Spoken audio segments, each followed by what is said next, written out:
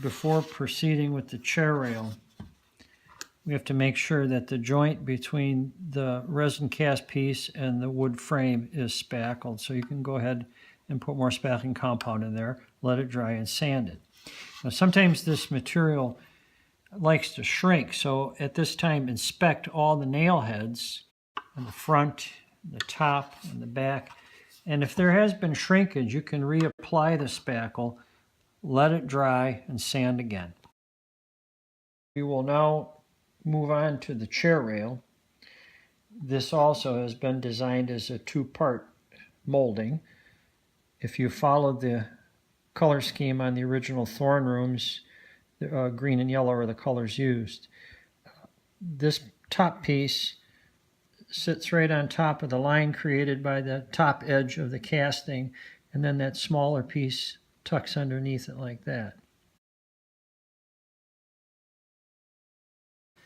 And tuck that against the molding, and take our knife and scribe it. And take this over to our miter box.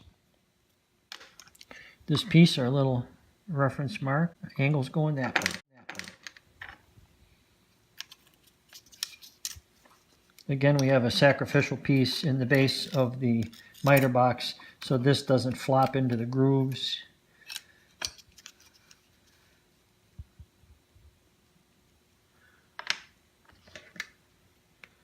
And we'll start cutting. Now, to check the fit of this mitered corner, we're going to cut the opposite miter on this longer piece.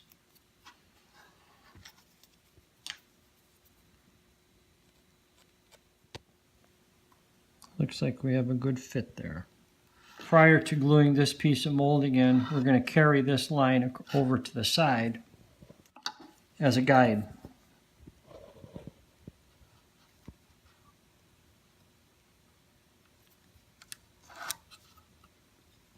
I'll do the same on the other side.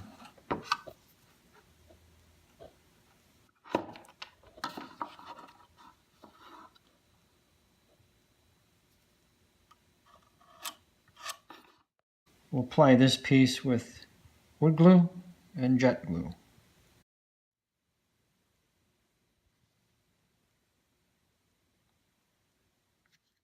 Now, as I said earlier, this piece sits right on top of that line created by the top of the casting, but we're going to make sure with our square that that's where we want this piece.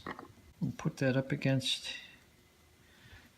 the side of the frame and make sure that's making contact with the square its entire length. Hold that down. Now we'll put this piece in position on the side of the frame and scribe it. And we'll take it to the miter box and do a cross cut. Once again, wood glue and jet glue.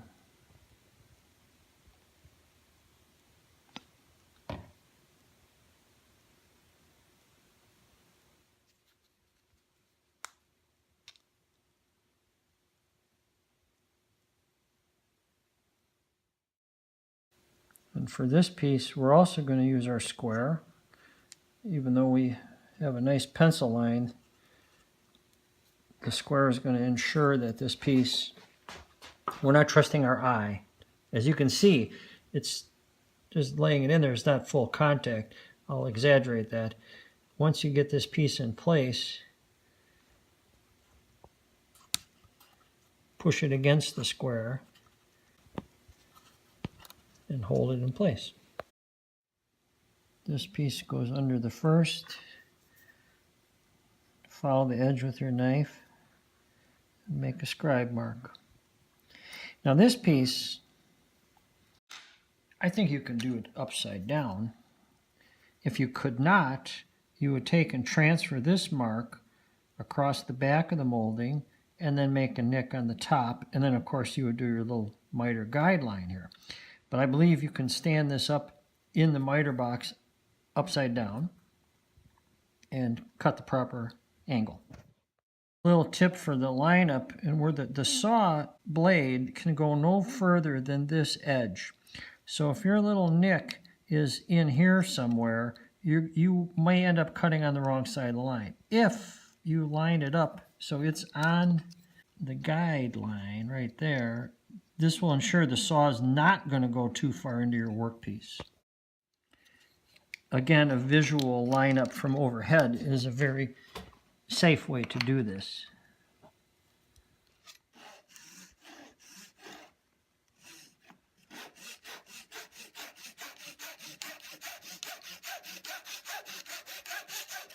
As with the previous trims, we're going to check the fit of this miter before this piece gets glued in. We cut the opposite angle on this piece and fit that in place, and that seems very good. We won't cut this one until the first one is glued in. Again, that's going to give us a real good foundation.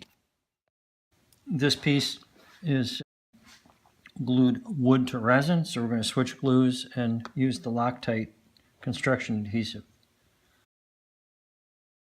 And a little jet glue to hold everything in place.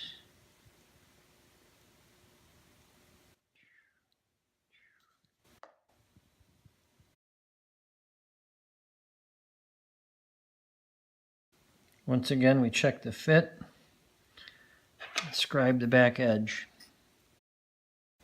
and we'll do a cross cut. This piece is installed with carpenter's glue and jet glue.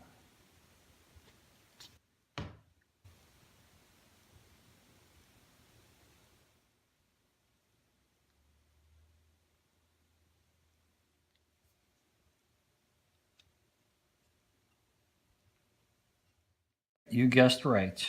Repeat on the opposite side.